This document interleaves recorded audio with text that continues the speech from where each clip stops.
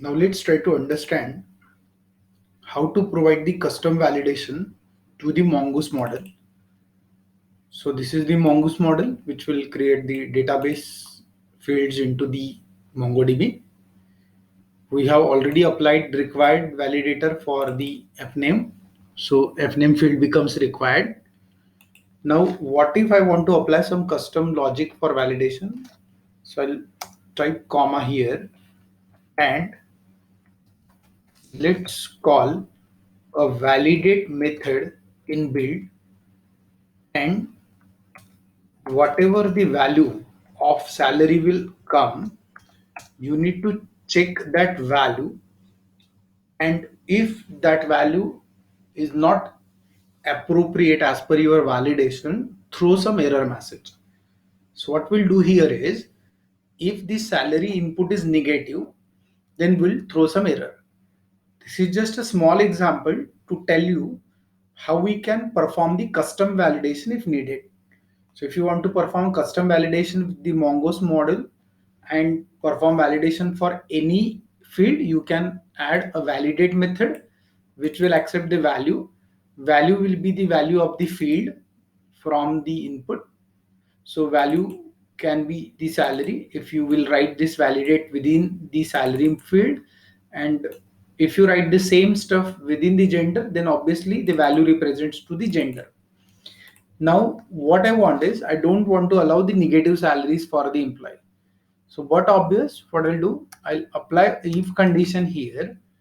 If the value that is coming within the salary field, if it is less than 0, that means it is negative, then throw new error, and let's say salary cannot be negative. So what we have done here is, we have applied an additional validation for the salary field, and that is, it cannot be negative. Now while inserting the data, let's do one thing. I'll uncomment this portion, and purposely I'll put the negative value within the salary field.